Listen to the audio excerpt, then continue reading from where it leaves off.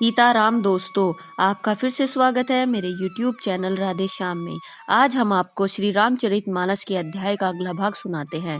सुनाने से पहले मेरी आप सबसे विनती है कि आप सब मेरे चैनल को सब्सक्राइब, लाइक और शेयर करना ना भूलें। तो चलो आइए शुरू करते हैं। आज की राम कथा प्रारंभ करते हैं। जय श्री राम। पाछे पवन तयन सिरुनावा, जानि काज प्रभु निकट बुलावा। परसा शीस सरोरुह पानी, कर मुद्रिका देन जन जाने। सबके पीछे पवन सुत हनुमान जी ने सिर नवाया। कार्य का विचार करके प्रभु ने उन्हें अपने पास बुलाया। उन्होंने अपने कर कमलों से उनके सिर का स्पर्श किया तथा अपना सेवक जानकर उन्हें अपने हाथ की अंगूठी उतार कर दी। बहु प्रकार सीत ही समुझाएहु, कही बल वीरय बेगी तुम आएहु। हनुमत जन्म सुभल करि माना, चले हृदय धरि कृपा निधाना। और कहा, बहुत प्रकार से सीता को समझाना और मेरा बल तथा विरह प्रेम कहकर तुम शीघ्र लौट आना। हनुमान जी ने अपना जन्म सफल समझा और कृपा निधान प्रभु को हृदय में धारण करके वे चले। यद्यपि प्रभु जानत सब बाता, राजनीति राखत सुर त्राता।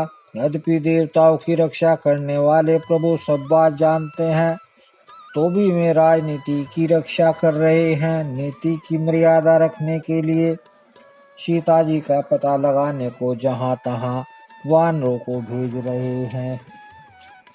चले सकल बन खोजत, सरिता सर गिरी खोय।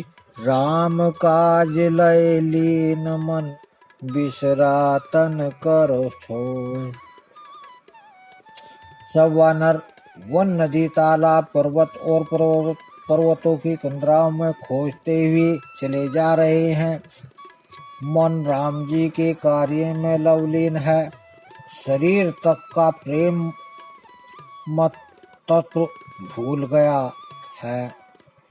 कतऊ होई निशिचर से भेटा, प्राण ले ही एक एक चपेटा। बहु प्रकार गिरि कानन हेरहि, कऊ मुनि मिलहि ताहि सब घेरहि। कहीं किसी राक्षस से भेंट हो जाती है तो एक एक चपत में ही उसके प्राण ले लेते हैं। पर्वतों और वनों को बहुत प्रकार से खोज रहे हैं। कोई मुनि मिल जाता है तो पता पूछने के लिए उसे सब घेर लेते हैं। लागी तृष्णा अतिशय अकुलाने, मिलई न जल धन घन गहन भुलाने। मन हनुमान कीने अनुमाना, मरण चाहत सब बिनु जल पाना।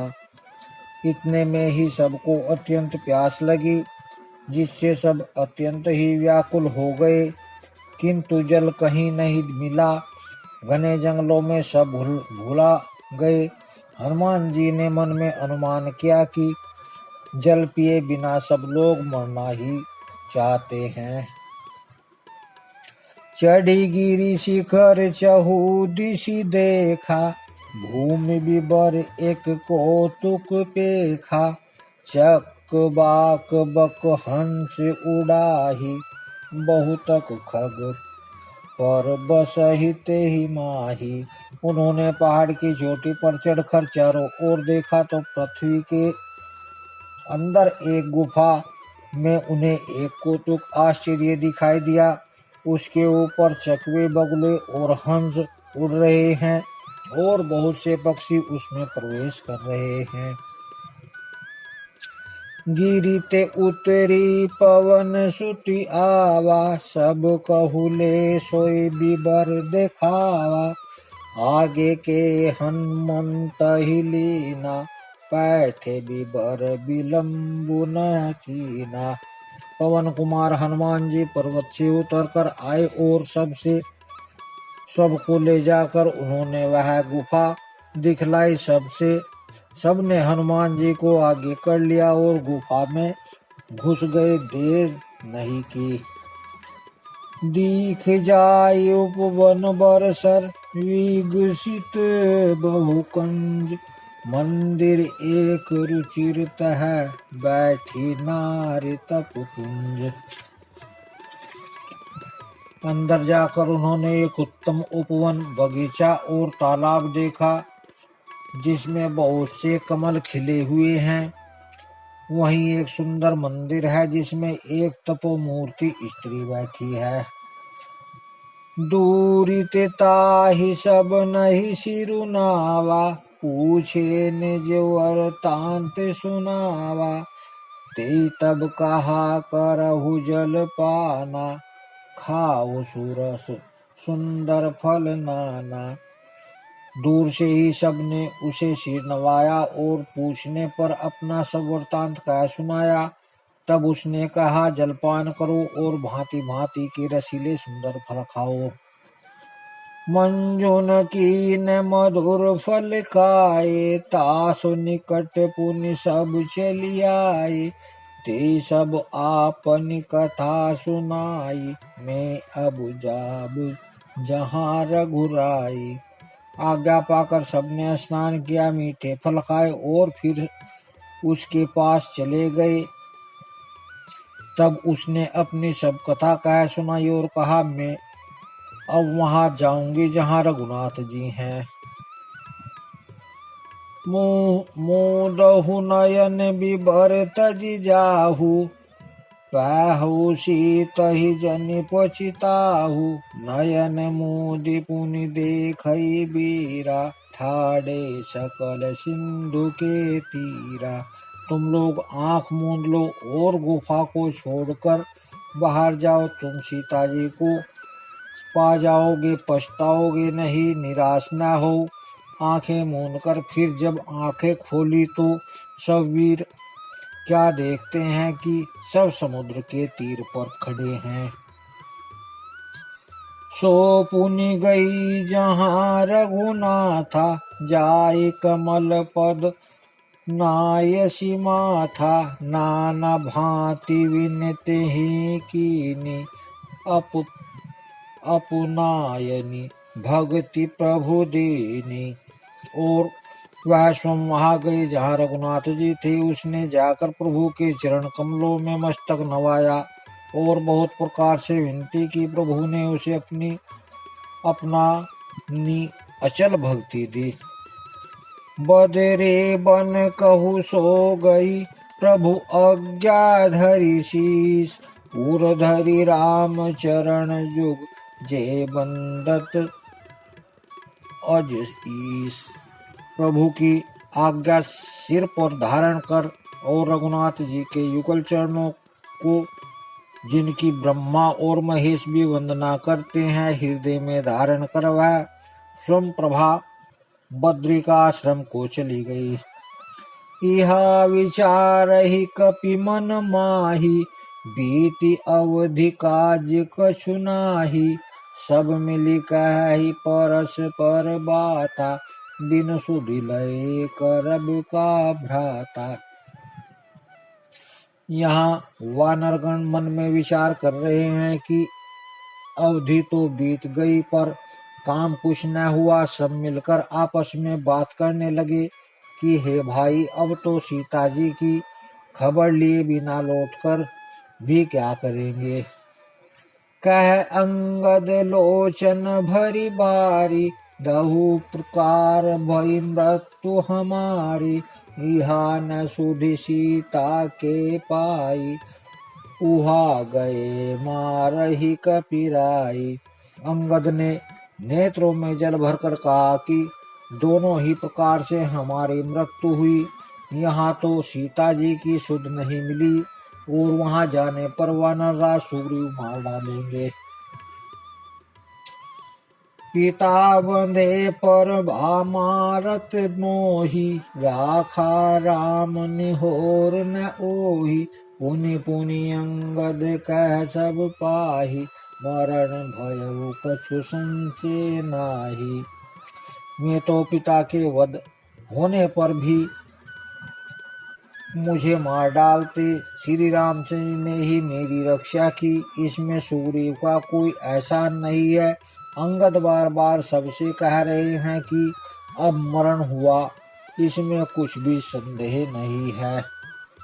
अंगद वचन सुनत कपिबीरा, बोले न सकहि नयन बह नीरा। क्षण एक सोच मगन होई रहे, पुनि अस वचन कहत सब भय। वानर वीर अंगद के वचन सुनते ही किंतु कुछ बोल नहीं सकते, उनके नेत्रों में जल बह रहा है। एक क्षण के लिए सब सोच में मग्न हो रहे हैं और फिर सब ऐसा वचन कहने लगे। हम सीता के सुधिलीने बिना, नहीं जहे जुबराज प्रवीना।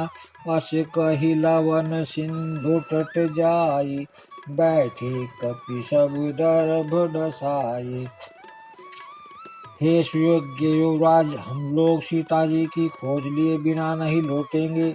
ऐसा कहकर लवण सागर के तट पर जाकर सब वानर कुश बिछाकर बैठ गए।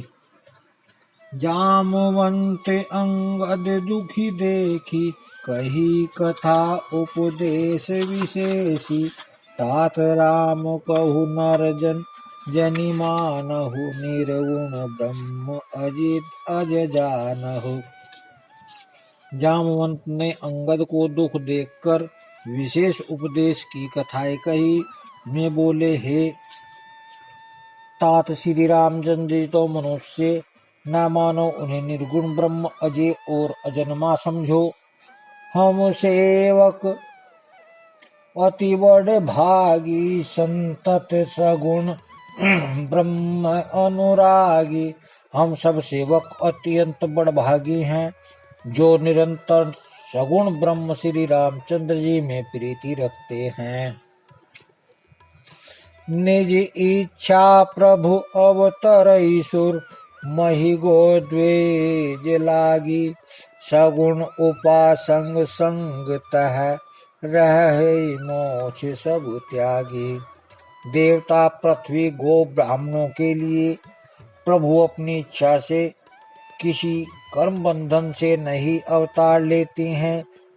वहाँ सद्गुणोपासक भक्तगण सालोक्य, सामीप्य, सारूप्य और साष्टे और साजुज्य, इस सब प्रकार के मोक्ष को त्याग कर उनकी सेवा में साथ रहते हैं। यही विधि कथा कही बहु भांति, गिरि कंदरा सुनि संपाति। बाहिर होई देखी बहु कीसा, मोहि आहार दीन जगदीशा। इस प्रकार जामवंत बहुत प्रकार से कथाएं कह रहे हैं। इनकी बातें प्रवर्तकों की कंदराओं में संपाति ने सुनी। बाहर निकलकर उसने बहुत से वानर देखे तो वह बोला, जगदीश्वर ने मुझको घर बैठे बहुत सा आहार भेज दिया। आज सबई कै भक्षण करहु, दिन बहु चले आहार बिनु मरहु। कबहु न मिल भरी उदर आहारा, आजु दिन विधि एक बारा। आज इन सब को खा जाऊंगा। बहुत दिन बीत गए, भोजन के बिना मर रहा था। पेट भर भोजन कभी नहीं मिलता। आज विधाता ने एक ही बार में बहुत सा भोजन दे दिया। डर पेगी देवचन सुनि काना, अब भा मरण सत्य हम जाना। कपि सब उठे गीध कह देखी, जामवंत मन सोच विशेषी। गीध के वचन कानों से सुनते ही सब डर गए कि अब सचमुच ही मरना हो गया। यह हमने जान लिया कि फिर उस गिद्ध संपाति को देखकर सब वानर उठ खड़े हुए। जामवंत के मन में विशेष सोच हुआ। कह अंगद विचारे मन माही, धन्य जटायु सम कोउ नाही। राम काज कारण तनु त्यागी, हरिपुर गयहु परम बड़ भागी।